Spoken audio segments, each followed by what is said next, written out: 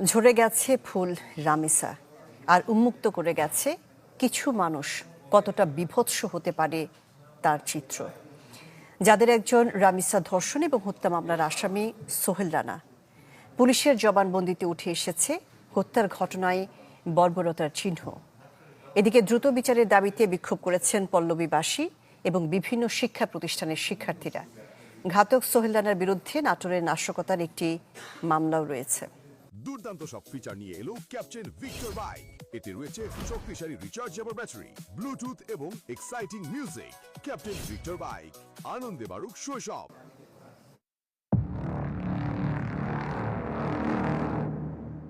মাত্র 7 বছরের শিশুর সাথে যে নির্মমতা হয়েছে তাতে শিউরে উঠেছে দেশের মানুষ।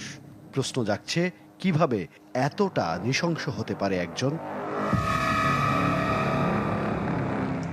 ধর্ষণ ও হত্যাকাণ্ডের শিকার শিশুটির পাশের ফ্ল্যাটের ভাড়াটে ও মূল আসামি সোহেল রানা পুলিশের কাছে যে স্বীকারোক্তিমূলক জবানবন্দি দিয়েছে তার কপি এসেছে চ্যানেল 24-এর হাতে, যেখানে সে দিয়েছে লোমহর্ষক বর্ণনা।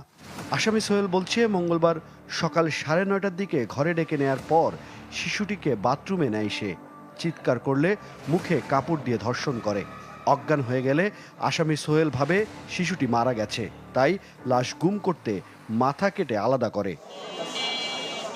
3 তলার এই গ্রিল কেটেই এইখান থেকে এই সানসেট দিয়ে সে নিচে নামে এবং এই রাস্তা দিয়ে মূলত সে পালিয়ে যায়। তার স্ত্রী এবং তার যে জবানবন্দি তাতে উঠে এসেছে তার স্ত্রীর সহযোগিতায় তিনি এই রাস্তা দিয়ে বের হয়ে মেন রোডের দিক চলে যান।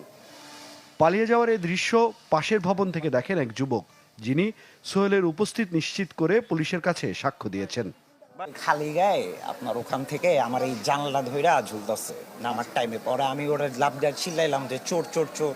আমি বলছি চুরি করতেছে। পরে দেখি নাইম্মা ওইদিকে দৌড় দিল। পরে আমি আসছি, চিল্লাচিল্লি শুনছি।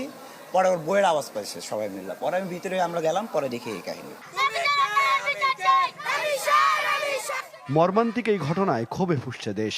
ক্ষুব্ধ পল্লবীর বাসিন্দা ও বিভিন্ন শিক্ষা প্রতিষ্ঠানের শিক্ষার্থীরাও, যাদের অনেকেই মিরপুর এলাকায় বিক্ষোভ করেন। বলেন, এমন ঘটনার পুনরাবৃত্তি যেন না হয়, সেজন্য দ্রুত বিচারের দাবি জানান তারা।